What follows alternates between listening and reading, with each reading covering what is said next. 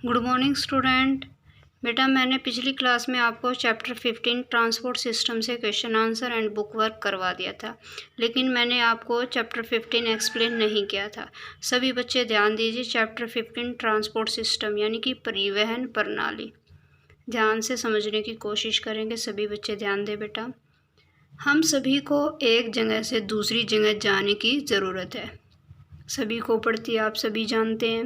लगभग हर दिन स्कूल के लिए, बाज़ार के लिए हम घर से बाहर जाते हैं। प्रारंभिक मनुष्य ने जानवरों की पीठ पर या पैरों पर यात्रा की।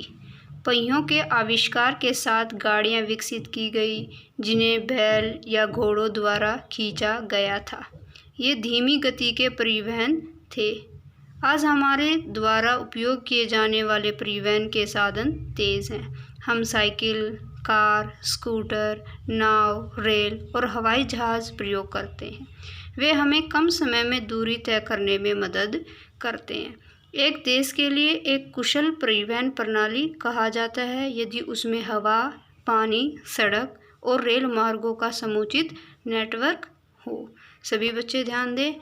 मेन मीन्स ऑफ ट्रांसपोर्ट कौन कौन से, सभी बच्चे ध्यान दें। लैंड ट्रांसपोर्ट, भूमि परिवहन, वाटर ट्रांसपोर्ट, जल परिवहन और एयर ट्रांसपोर्ट, वायु परिवहन।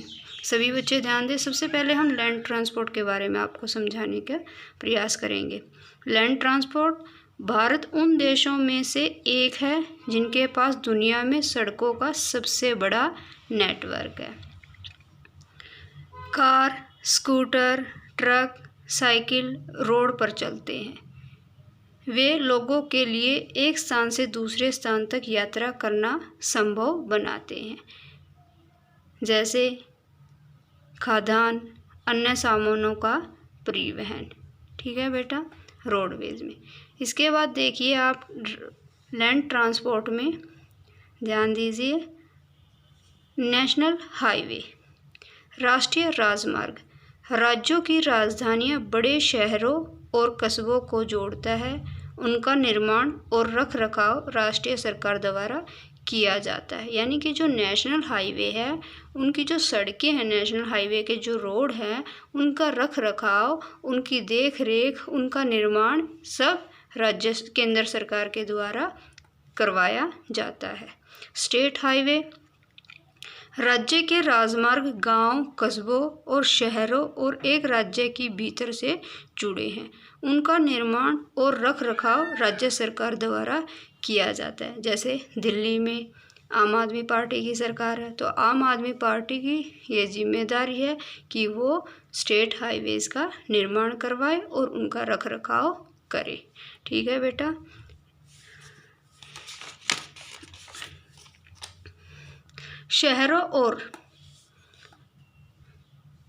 शहरों में सड़कें पक्की और धसी हुई होती हैं। वे पत्थर, सीमेंट और तार से बनी है।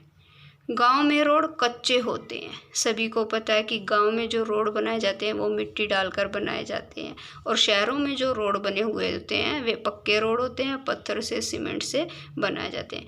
अच्छी सड़क आपातकाल जैसे बाढ़, अकाल, भूकंप में मदद करते हैं। वे लोगों और सामानों को जल्दी से एक जगह से दूसरी जगह ले जाने में मदद करते हैं। रेलवेज, भारतीय रेलवे नेटवर्क दुनिया में चौथा सबसे बड़ा नेटवर्क है। लगभग सभी शहरों और कस्बों से रेलवे लाइन जुड़ी है। रेलवे को अक्सर हमारे देश की जीवन रेखा कहा जाता है। कई स्थानीय ट्रेनें शहरों के भीतर देखी जाती हैं। यह लोगों को उनके घर से उनके कार्यस्थल तक जाने और ले जाने में सक्षम बनाती है। मेट्रो ट्रेन कलकत्ता और नई दिल्ली में दौड़ती है। इसके अलावा जो अदर स्टेट्स हैं, जैसे हरियाणा में भी मेट्रो ट्रेन चलती है। ठीक है बेटा, सभी बच्चे ध्यान दें। गतिमान एक्सप्रेस, राजधानी एक्सप्रेस एंड शताब्दी एक्सप्रेस, ये सबसे तेज़ गति से चलने वाली ट्रेन है। वर्तमान काल में यदि आपसे पूछा जाए कि सबसे तेज़ गति से चलने वाली कौन सी ट्रेन है, तो वर्तमान काल में गतिमान एक्सप्रेस सबसे तेज़ गति से चलने वाली ट्रेन है। ये 160 किलोमीटर प्रति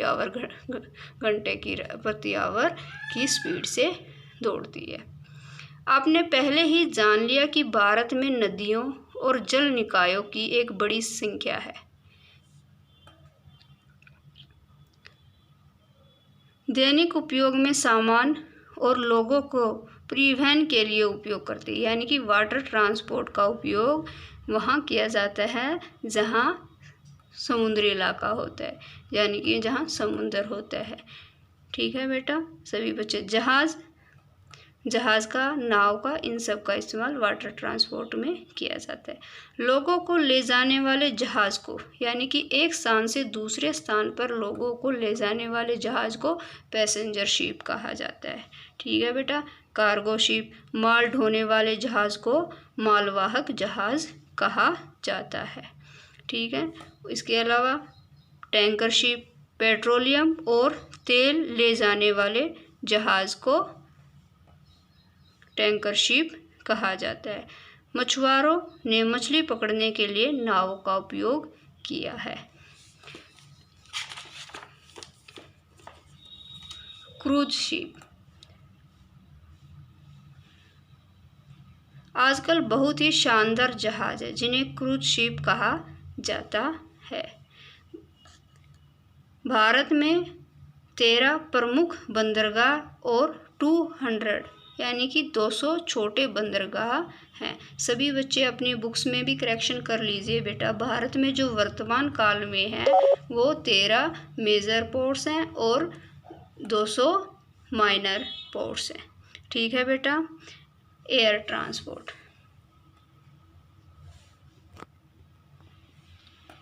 एयर ट्रांसपोर्ट में वायु परिवहन सबसे तीव्र गति से यात्रा करने वाले परिवहन हैं, यानी कि एयर ट्रांसपोर्ट सबसे तेज़ गति से चलने वाला परिवहन है।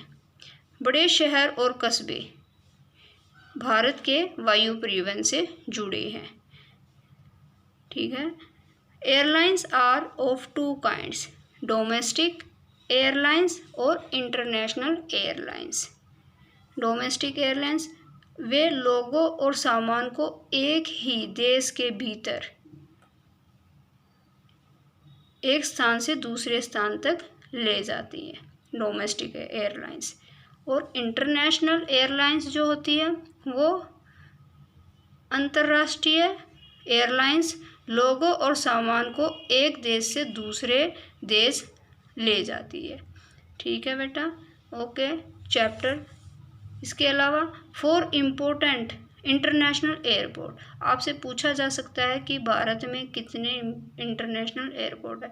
तो भारत में टोटल 4 इंटरनेशनल एयरपोर्ट है। कहाँ पर है? दिल्ली में, मुंबई में, चेन्नई और कलकत्ता में 4 इंटरनेशनल एयरपोर्ट बनाए गए हैं।